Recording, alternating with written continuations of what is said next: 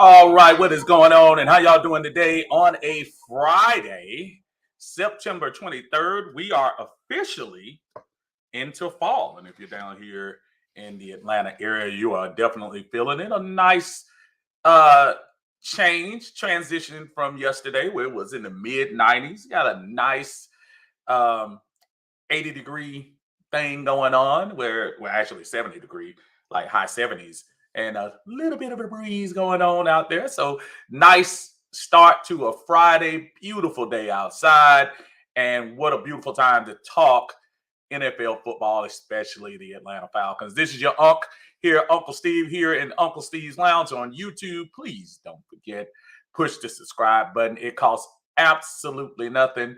And then also like the video so they can get out into the YouTube universe. Also, I welcome my friends from the Atlanta Bird Gang. Always here. Happy to see them in the house.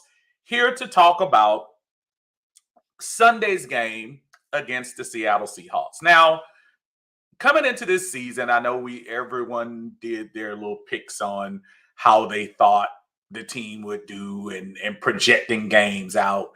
You know, quite honestly, there were a lot of people thinking this was the start that we were going to have. This was going to be, how we started. So the New Orleans game went the way it went, and we're kind of still kind of answering for that. So, that was what it was. Then we moved on to the Rams, where for 3 quarters, it looked like the Rams were about to blow us out of the stadium. And then the resolve of the Atlanta Falcons, and you got to give them credit. I mean, they came back and made it a game. So 2 games in does not make a season, but it does start to question what is the identity of this team so far. A lot of times it is real interesting to hear people talk about effort and heart, things that are hard to judge. But this year, you can absolutely say, man, this team has plenty of heart, because in that Rams game, you could have easily just tossed it in and just saying let's pack it up and get ready for Seattle. Yet they had an opportunity. They were inside the 10 with an opportunity to take the lead late in that game against the defending Super Bowl champions on their turf. And to me, that speaks a lot about the resolve of this team. Say what you want to say about Arthur Smith, and say what you want to say about the calls and stuff like that. But I will tell you, I think there are some good things that he's doing. Now, we got to remember, too, this version of the Atlanta Falcons is much different from the 2021 version, starting at the quarterback position. So it's going to take a second. I know people don't want to hear that. People are impatient. Shoot, I'm impatient at times. But before the season, before there were games played, we all were talking about it. We all said, let's be patient, y'all. It's going to come. Got to give it time. And now that the games are here, and now you start seeing teams like Seattle, Chicago, Carolina picking up wins, and the Atlanta Falcons are still sitting back, waiting for that first one. So, let's see how they start off. I'm gonna go down here to the comments real quick. What's going on, my brother? Said maybe Pitts can be the mismatch that Metcalf is going to try to be. I hope so. I have a sneaky suspicion. I talk about this all the time. The 2015 game against Indianapolis when what's his name? Kyle Shanahan force-fed Roddy White the ball 3 straight times, I guess, to send a message to the fans that, see, I'm throwing to them. I don't think it's going to be like that, but I think you're going to see a true concerted effort to get the ball in Pitt's hands. I'm not saying now most of the time he, does something with it, but let's see what the game plan is to get him started. I listened to the interview Arthur Smith gave with Dukes and Bell on 92.9 The Game, and he spoke about something that's true. With everyone paying attention to Kyle Pitts, it opened it up for Drake London. It opened it up for Hodge. I mean, so we just gotta keep moving and grooving, y'all. We're gonna be okay. Rusty, what's going on? Rusty say supporting the YouTube channel. Thank you, Rusty. I appreciate you, brother. Good to see you over here on this side for me. And don't you all forget, if you get a chance, please check out the YouTube channel. Like I say, look, I'm going to be real with you. Even if you don't watch it every day, just push the subscribe anyway. Help your brother get some listeners and watchers on his content. Said, we had it come down to the final play in LA. Salute to their resolve. That's what I say. All day, all night. You got to. I mean, these guys could have easily gave 28-3, and yeah, we know. 28-3 right before the fourth quarter start. It could have been easy to pack it in. But you know what? These young boys don't know any better. These undrafted free agents don't know any better. They're like, oh, we're on the field. Aren't we supposed to be trying to win the game? So kudos to whatever it is that's being said in the locker room and at practice, because it's obvious that it's getting through. And we know the New Orleans game didn't end like we wanted to. The Rams game didn't end up like we wanted to. But I'm telling you, I think we're close, y'all. John, what's going on, brother? How you feeling today? Glad to see you up on Uncle Steve's Lounge.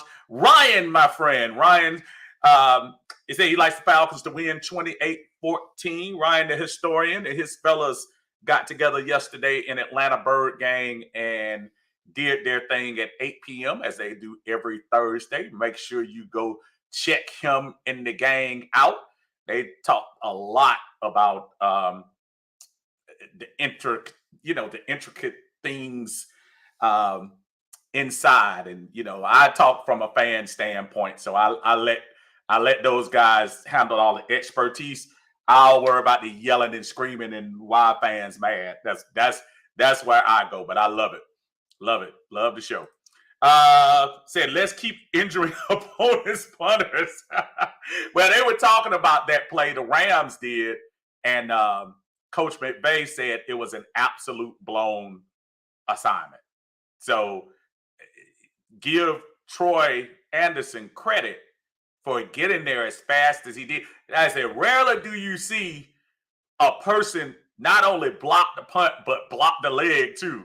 I mean, he got up there super quick. So that was good for him. I'm glad he was able to do that. And hopefully that's a thing to come with the special teams, man. Maybe we could be the Virginia Tech Frank Beamer special teams kind of guys that he had rolling there a long time ago. Brother David, how you doing, sir? Said, we showed heart coming back, but we had a chance to finish the comeback and didn't. We have to finish ball games. I agree 100%. Because this is a different version of the Atlanta Falcons, and I know people don't want to hear this, and even I don't want to hear it, but it's going to be true, folks. It's going to take a second for these guys to get that part together.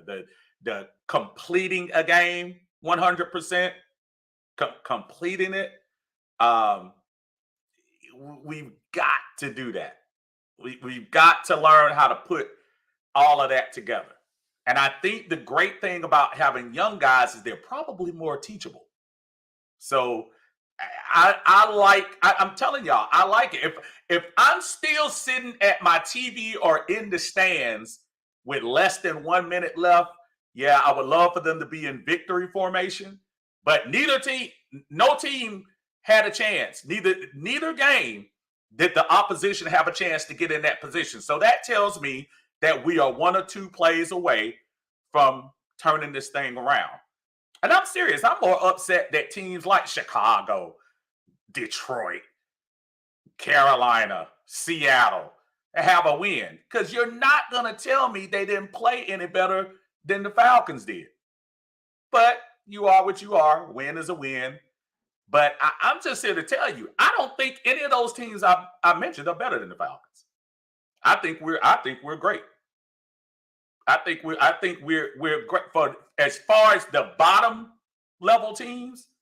I think we're better than people think. I was watching the Cleveland game this morning. I didn't get a chance to look at it last night, but I was watching last night. And yeah, Cleveland has a run game.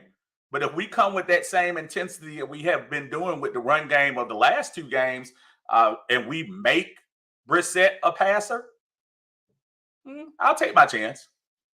I'll take my chance on that. Jeremy, what's going on, brother? Said we're winning. Jeremy.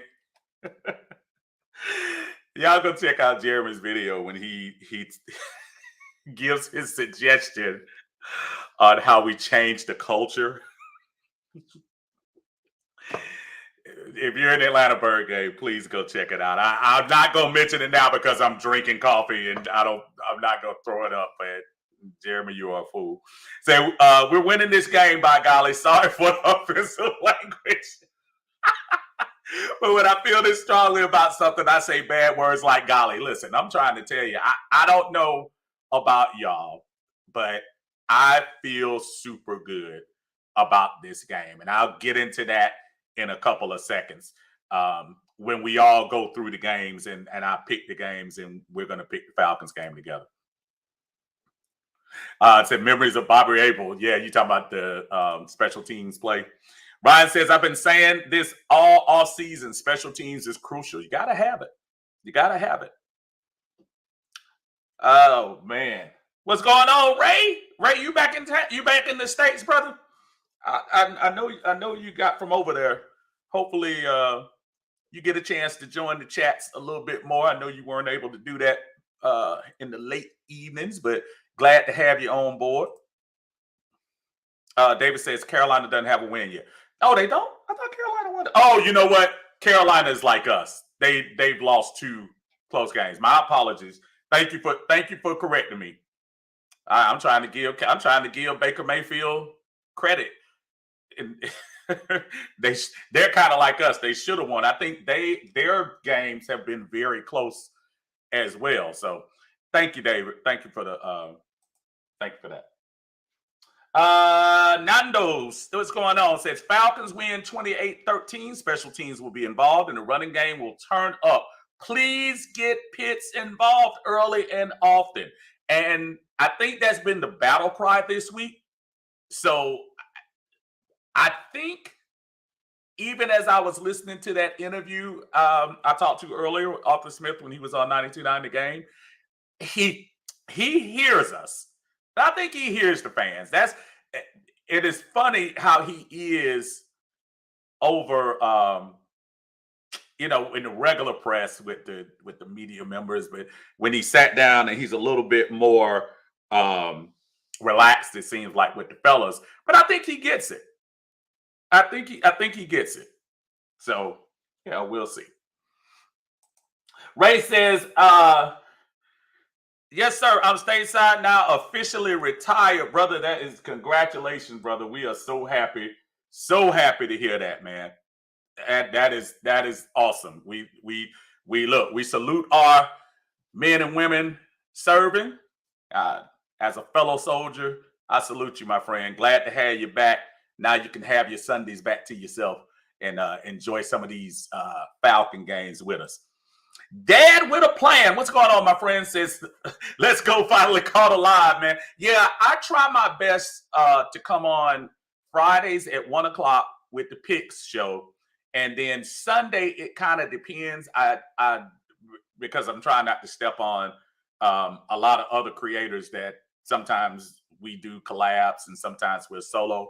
But most of the time, you'll see me after the 4 o'clock game pop in one way or the other. So if you're on YouTube like you are, and I appreciate Divine, brother, thank you so much for popping in. If you get a chance after the game, I'll be on, and especially this week. This week, I got a little special event going on where we're going to be watching the game with a lot of guys. So I'll get like a kind of a group feel for the game. Hopefully, we're talking about a win. JJ Ayers, what's going on, man? Finally caught another live stream, man. This game will tell us everything we actually need to know about our team. JJ, I am right in line with you about that. Listen, we've had the close calls. We've had, parts where we've seen the offense do a little clicking with the running game. We saw where the defense played some good ball for 3 quarters against New Orleans and 1 quarter against the Rams. So now we got to put it together. So JJ, you're right. After 2 games and 2 evaluations, let's see how it ends up, playing out on the field. False Art comes in and says big 34-10. And I'm trying to tell y'all, you're going to hear it in a second when I give it to you. I'm not that far off. I'm not that far off, y'all. It is something. So we're gonna go through the games real quick. But first, I wanted to just mention, playing Seattle is a little special to me. As an 18-year-old joining the Army and went to Fort Sill for basic training, AIT for those of you who in the service.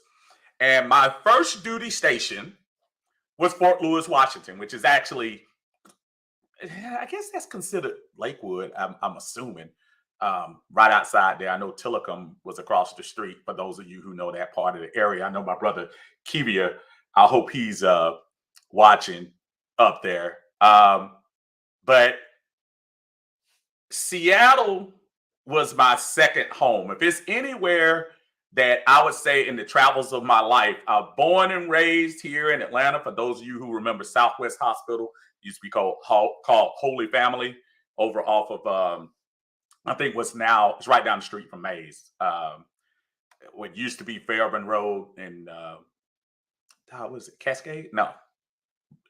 If you know what I'm talking about, if you're saying Fairburn Road, the hospital up there. So that was the first place that I went when I was stationed there in Fort Lewis. Ray, Tacoma.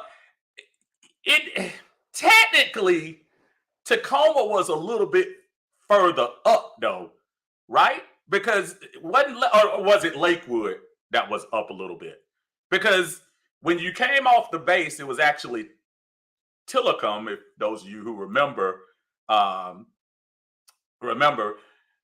that particular part. As soon as you came across the railroad tracks, the Hoagie's Corner, that was Tillicum. And I think when you came out the other way, I'm trying to think what city that was. But Tacoma was actually about 3 or 4 miles up the road. I believe it was Lakewood that was actually closer. I don't think that was the total city, but it was close enough. Put it that way. They used to be stationed in Bremerton. We went up to the Navy. We went up there plenty of times, but that was way back in my young day. Anyway, long time ago, being on the base, and as you probably know, Ray, when you were a soldier, they used to give you tickets to events and stuff like that. And during the time I was there, which was between 88 and 92, a little stop in Desert Storm in between that way, they used to give us tickets and got a chance to see Ken Griffey, got a chance to see the Supersonics. We went to the Mariners back when it went, well, I say with Ken Griffey. We got a chance to see the Mariners when nobody really cared about Mariner baseball except him. Who else was? What was the other team? There's somebody else I'm missing aside of the Seahawks. But when we went to the Seahawks game, it kind of reminded me of Atlanta.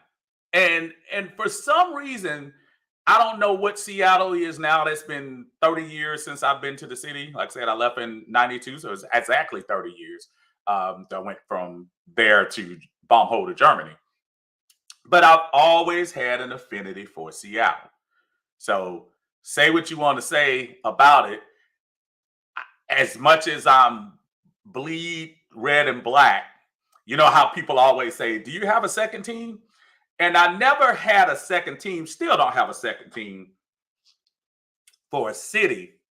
But when I was up there, it was really just, I mean, aside of raining 60 to 70% of the time, it really reminded me a lot of Atlanta. Is very nice. Now, culturally, a little bit different, obviously, but it was just a whole different area. So when we play the Seahawks, I am reminded of going to, and this was the Kingdome was there then. I'm just reminded of getting those tickets and going with the fellas, going up there to check that out. So that was just a little bit of waxing poetic about my time back then. It was really cool, really cool. So yeah, that's why when we play Seattle, there's a little tug at the heartstring because 18 to 21 guys, that's your, you're feeling yourself. So that very single at the time, feeling yourself out there during that period. So I absolutely look back at those times with a big smile on my face. So I just thought I'd bring that out. Let me see what we got back here. Brother Shin, what's going on, man? Good to see you joining us today. Appreciate you joining us here on the ABG. Rusty said, you might think I'm crazy, but I have a weird feeling about this game. Marcus needs to show me more to feel comfortable going into this game. Marcus, and listen, I think it's easy for us to get excited about one drive in preseason for Marcus Mariota. What has played out in these first two games, we can complain about it all we want to, Russ. It's not super surprising. I'm not ticked at Mariota. You know the difference between being ticked at the guy that just left us and Mariota? Because we saw the guy that just left us play at a high level at one time. Yes, he did, for those of you who don't want to believe that.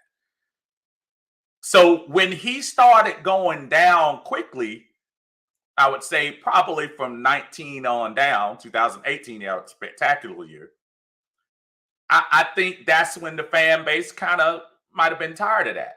Mariota coming in here, folks, I'm telling y'all, if y'all thought he was going to come in here and be Kyler Murray or Lamar Jackson or cheap man's Deshaun Watson, you're fooling yourself. He is a game manager at best. But I do feel what you're saying. I absolutely feel what you're saying. Lee, what's going on? Lee, hey, brother, how you feeling, man? Say we've got to utilize picks big time in this game. We cannot take an L to Geno, man. Yeah. Remember Geno Lee on Sunday night? I don't know if you watched the game. At the end of the game, he talking about, they wrote me off, but I didn't write back. Well, first, it's very ambiguous. And second, I'm like, yeah, bruh, you played one game and you already acting like you've arrived. He came back to earth last week. Now, granted, he's playing against San Francisco, but, it would make my heart swell to put him in his place. If you don't forget, I know everybody's talking about the game he had in Denver, which was great, but he had his best game as a pro against us when he was with the Jets. Dang, they threw for 300 yards, I think, that game, and beat us back in the day. Shen says, I've been to Seattle on business, and it was cool vibe, but I wouldn't want to live there. Yeah, and listen, at that time, you got to remember, yeah, I was kind of forced to stay there. So don't get me wrong. Obviously, I didn't go back. And I haven't been back since the day I left in 92. But I am saying that back then, it was a nice place. So I give them credit.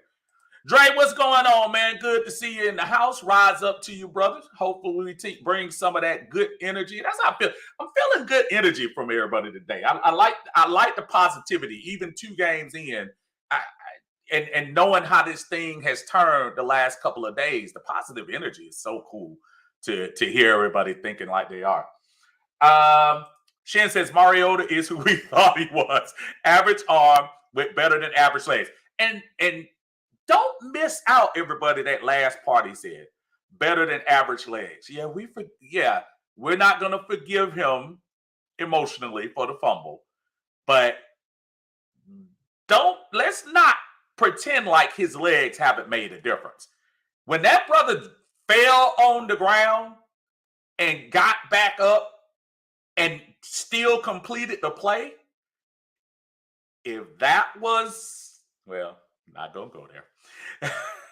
Dre says, the way I like to look at it, let Mariota do his thing after week 4. And if he continues to make the same mistakes and play doesn't elevate, put Ridder in. And I know that's a popular thing. Everybody's saying put Ridder in. And I don't even mind that. I do think this wouldn't be the game here on the road in a loud place like Seattle. I wouldn't do it to him there.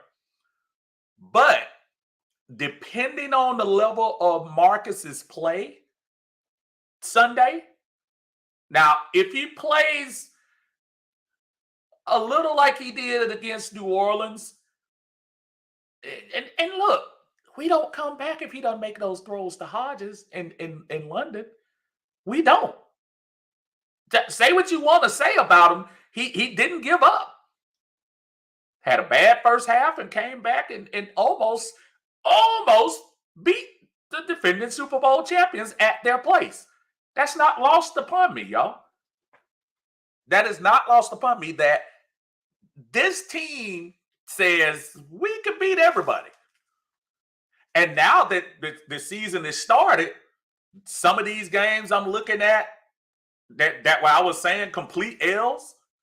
Cincinnati, whose paper mache offensive line doesn't seem to be getting any better.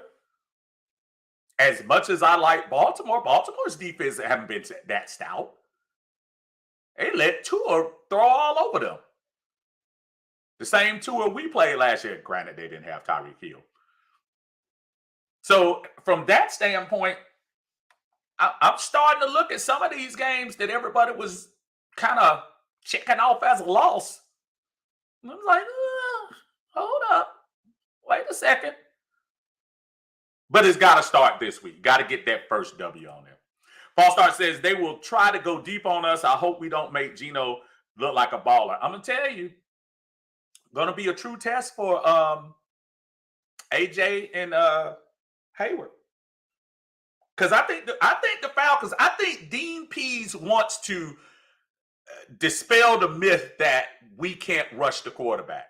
Now, if you all paid attention to the game last week, again, I don't get into the intricate details of exact formations, but it didn't take a genius to see that they were in max protect last week.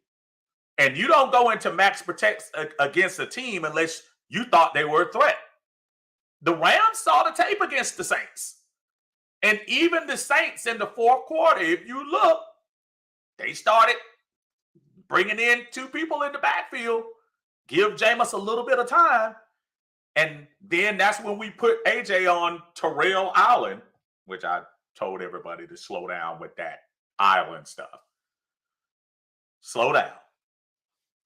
He's good, but slow down. Let him progressively get better. We acting like nobody's gonna throw to his side. He's not Dion yet. He's not Darrelle Revis in his prime yet. We gotta let him develop. And I understand the energy and the excitement of the young hometown kid doing his thing for his hometown team, but he's gonna be fine. And DK is gonna be a monster of a matchup.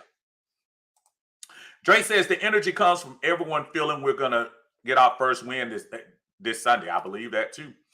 Honestly, I want Mariota to play good enough to keep Ridder benched so he can learn. But if he continues to get worse and he hasn't played terrible, but if he gets in there, let the Rook get in. I agree with you. He's got to look good Sunday. And I'm the 12s and the loud Seattle, but Russell ain't there, Marshawn Lynch ain't there, Cam Chancellor not there. All them cats, when they were really rocking and rolling, all those guys aren't there. So if they're not there, folks, I'm sorry. I'm not drinking the Kool-Aid for Seattle. Seattle has problems on that offensive line. Steele, Rashard Penny, who in the last 3 to 4 games of 2021 looked like he was going to be one of the top 10 rushers, has, he done okay, but he's nowhere near his mid-season form of last year. So I'm not feeling him. I'm not feeling him as far as that's concerned. So you know what? You know what it's time for, y'all? Time to get these picks going. And we're gonna try to get this in before your uncle gotta take his butt to work. Let's see what's going on. So let's get these picks in here. All right. So we're going to start off with Baltimore versus New England. And Baltimore has looked okay. Horrible look against the Dolphins last week.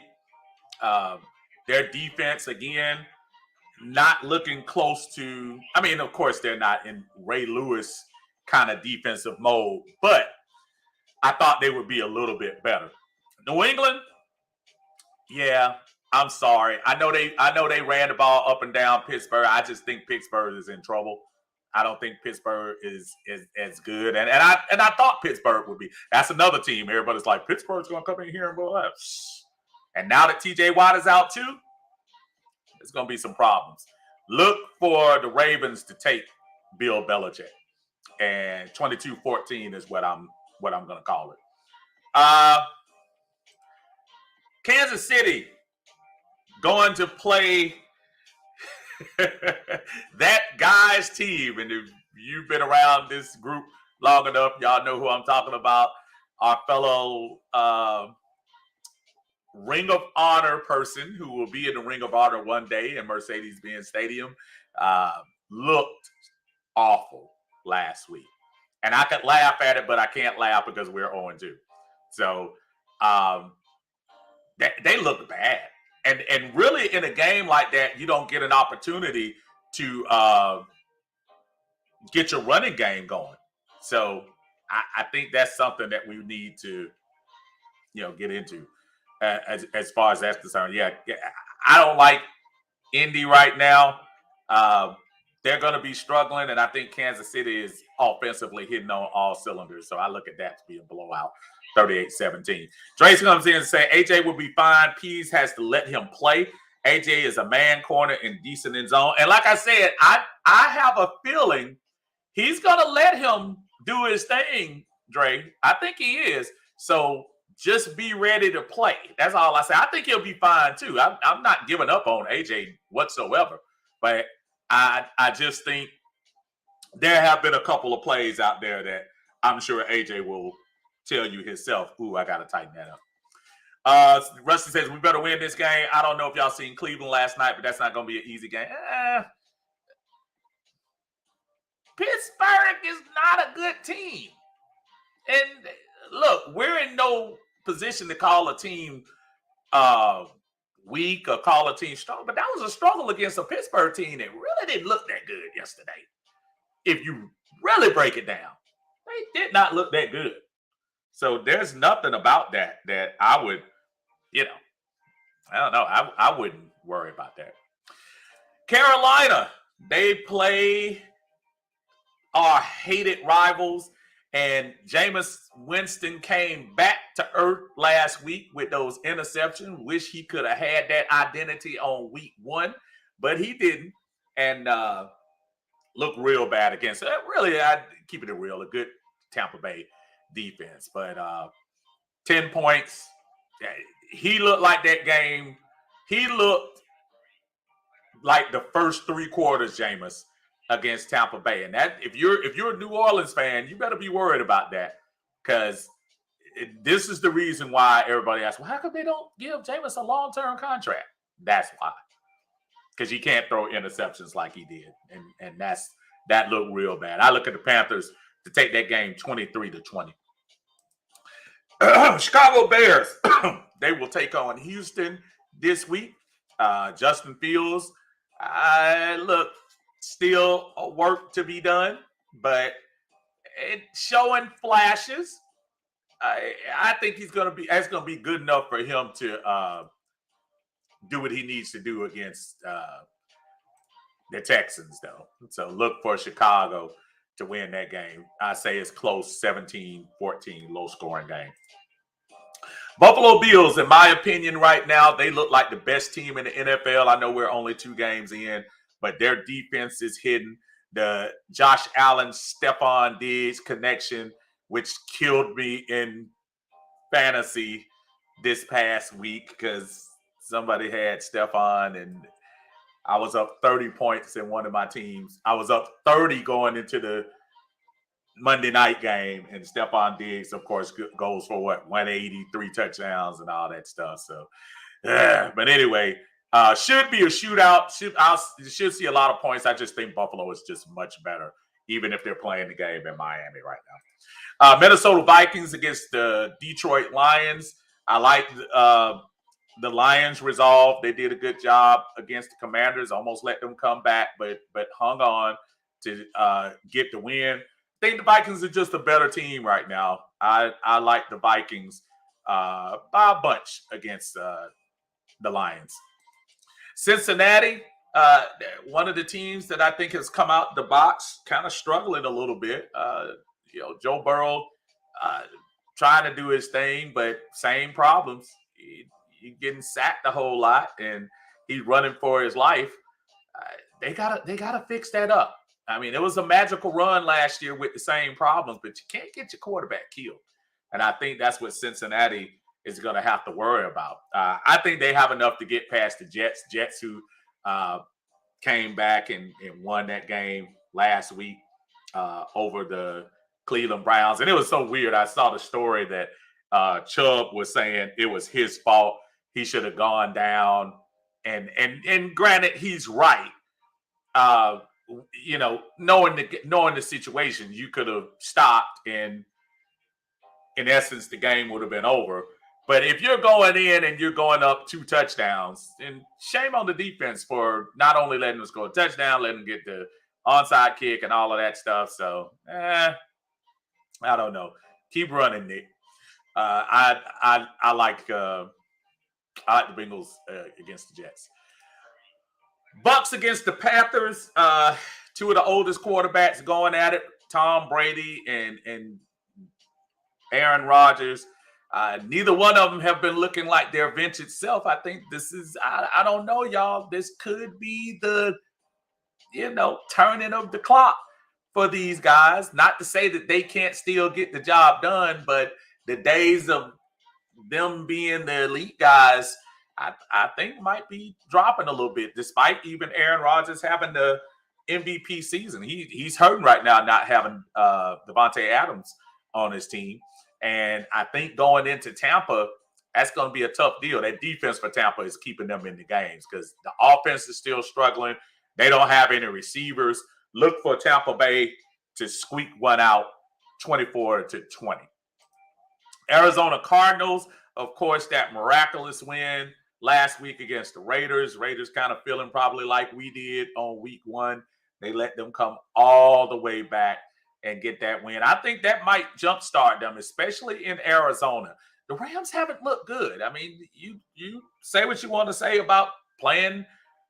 You could arguably say the Rams in NFL circles, they say, oh, the Rams played the best team in the NFL, then the next week played the worst team in the NFL. I'm not saying that. I'm saying the national pundits.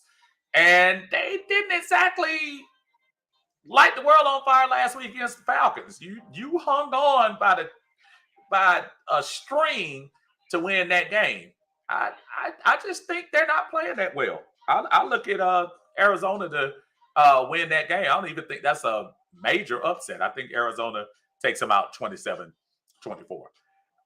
The 49ers, unfortunately, Trey Lance, come to find out, he had a break in his leg and his ankle. So, that's some crazy rehab he's gonna have coming up. I hate that for the young man, but enter Jimmy G. They were getting ready to get rid of him, and it's a good thing they held tight, because now the 49ers are in a situation where, hey, we have a quarterback that we know has won for us before. He knows the system. He knows what Kyle Shanahan wants. He still has his weapons there. So I think the beat goes on for the 49ers. They play a Denver team. Russell Wilson has come out of the box struggling. I don't know whether that's just him not having the chemistry with the rest of his guys, but they have not looked good either. So I think 49ers are going to come in and keep the bad times coming for Russ in his huge contract extension. I look for that game to not be close. I like 49ers by 10. Monday night, the New York Giants, 2-0 against the Cowboys, 2-0. And who would have thought that the marquee matchup on Monday night would be Daniel Jones against Cooper Rush? And I don't think you can sell tickets for that particular one, but I don't know. I like the way the Giants have been playing. I think the Giants defense might have the last word in this one right here. They got a little momentum, winning a couple of games. I like the Giants close. 17-13, low scoring game. They keep Ezekiel in check, keep Cooper Rush, in check. Give the Giants the win. And last but not least, we get to our team, the Atlanta Falcons, going against Seattle. I have said before that I really don't. There is something about this that I think the guys are ready to explode. I think this team is ready to tell everybody, before y'all count us completely out, let us show you what we can do. And I think this is the game that they're going to do it. Listen, I saw the Seattle game with Denver. I saw Geno hitting the tight ends and being effective in the short game. And he hit a couple of long ones. And keeping it real, one or two of the long ones was kind of a missed assignment where the tight end was wide open. So the play looked longer than it really was. Rashad Penny doesn't scare me. I think the only thing that scares me about the team are the two wideouts, Lockett and DK Metcalf. But I think the Falcons, if they show a little bit of the pass rush that they showed against the Saints and at the end against the Rams, I think we have an opportunity here. And not only have an opportunity, man, I don't like saying this a lot of times. I don't think it's going to be close. I'm going to conservatively say Atlanta 27, Seattle 17. But depending on how that first half turns out, don't be surprised if this thing kind of leans in and doesn't, turn the Falcons' way. I think Cordero is going to have a good time against that Seattle defense. And I think if, getting Kyle Pitts involved is essential. But shoot, if we get some of what we got from Drake last week, I mean, we keep talking about the DK Metcalf. Who's gonna mess with Drake London? And don't forget, Seattle is without Jamal Adams. So that's a huge loss for Seattle. I'm conservatively going to say Falcons 27-17. I just don't see it. I don't see Seattle being that much of a problem, y'all. So that's it from your uncle's perspective. I think the Falcons will get that first win and have a very nice flight back from the Pacific Northwest, and hopefully we'll be talking about going for the second win coming home against the Cleveland Browns. This home crowd really needs to see this team win. So for your unc right now, I'm getting ready to go make this money. But I will probably be on tomorrow. I'll pop in, whether it be live, I might just put a video up. But if you haven't had a chance, again, tell everybody, if you're seeing this after the live, please go over to YouTube. I have a lot more things on YouTube than I have on Facebook. Got a lot of shorts there and going to have some more. So you all have a great Friday. We'll catch you this weekend, and I'll definitely catch you 100% after the game against Seattle, which I think is going to be a win. Until then, y'all have a good one. Peace.